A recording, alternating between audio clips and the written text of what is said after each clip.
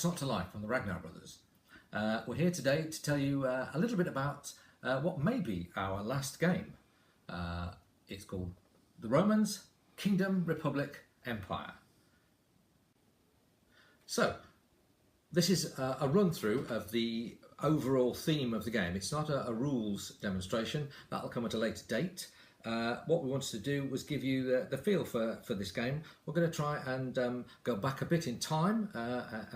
We hope this will be a sort of Ragnar classic in the style of History of the World, where it's a game where you're developing the Roman Empire from a tiny kingdom to a republic to an empire that spans the entire Mediterranean and beyond. We're looking for a game with character, not chrome. We've got some great artwork because we want it to be a fun game, and most people at Expo thought that it looked fun and they had a good time playing it, and that's essentially what we want out of any game. So that's what we're trying to do here today, is just give you an overview.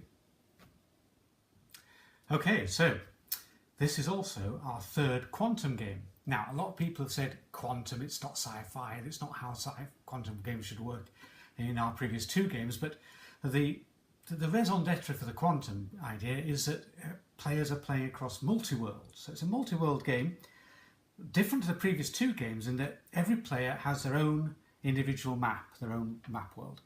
And that allows you to expand your whole empire and actually achieve the whole Roman Empire. We've played many Roman Empire games, I'm sure you will have played them, where people work in the Mediterranean and develop a bit of Greece, and somebody develops Persia, or somebody develops the Carthaginians. We felt we wanted to have a game where actually you simply got on and made it your own empire, and you fight common enemies across the different maps, so that the opportunities are different on each map and the outcomes are different on each map. But in addition to that, you share the shared world here of the city of Rome, and this is where the buildings of Rome will appear, and this drives the game, and this is where you interact most with other players. It's a very different idea to what we've done previously with the Quantums, and it's actually quite different to most games we've ever come across in this respect. We're trying to be original, we're trying to push the boat out, and well, hopefully people will be the judge in our favour as time goes on. But we'll go into more detail about that in a minute.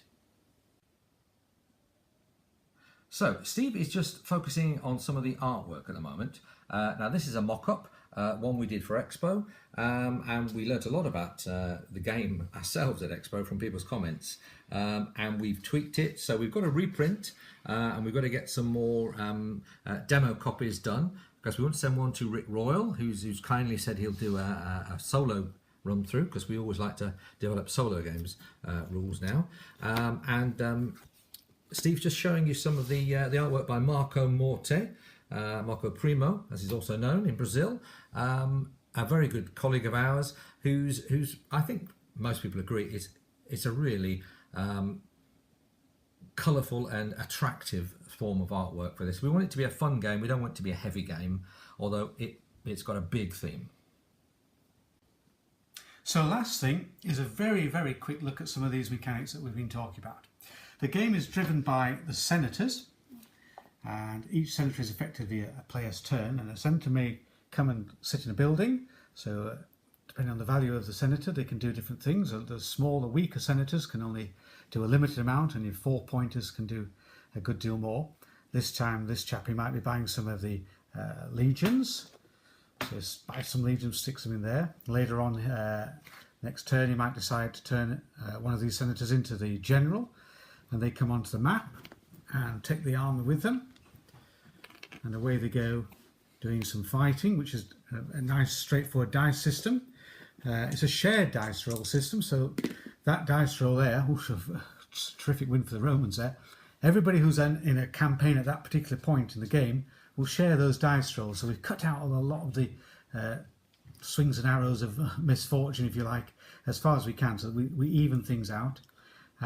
The expansion then happens very quickly. These are the native forces. They just flip over, and as you move your army along, very straightforward movement system, no great sort of workings out or anything to work out. That's another win for the Romans. Sometimes you win some gold, sometimes you're fighting against forts and cities, and so you quickly expand your empire. So a campaign across all 4 maps, you're talking maybe about a couple of minutes at the very most, and each map is then developing.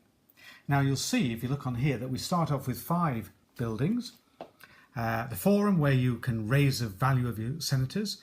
Here, where we've just raised some legions. Here, where you can build forts and cities and walls and fleets. And here to claim some revenue. But you then notice we've got 5 other buildings to come into play. And these are the 5 turns, the 5 eras of the game. As on the first era, this will be flipped over. And this gives you another building. There are 6 buildings to choose from, so one building is always out of circulation. You don't know what the order is, so it gives you a nice variety from game to game. This would allow you to do a cheaper building, basically. You can't build fleets with it, though. So in the next era, we come along to this one. Now, the second type of card, this is a sort of map improvement, improving your capability of doing things. This one is one of the victory point cards, and you'll notice that there's a 1-point senator. So at this point, you draw in another of your senators from the pool into your mix. So instead of having 4 turns, you're now up to 5 turns each per turn. And all the players get that simultaneously. And this is where you gain your victory points as well. So here, collecting resources in sets, and you allow them to cash those in, get big victory points here. So after 2 eras, by this time the Roman Empire is building it. If you don't build your empire, you can't win this game. Don't think you can do it sitting in Italy in 1 or 2 provinces. You've got to build your empire. This is about building fleets and walls and things, getting those on the map. And again, another senator, so that's another victory point building.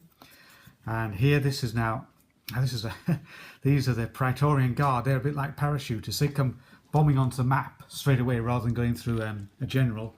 And they take over one of the provinces. And they can reduce the unrest on your map. You get these unrest. This is one of those bits we talk about character, not Chrome.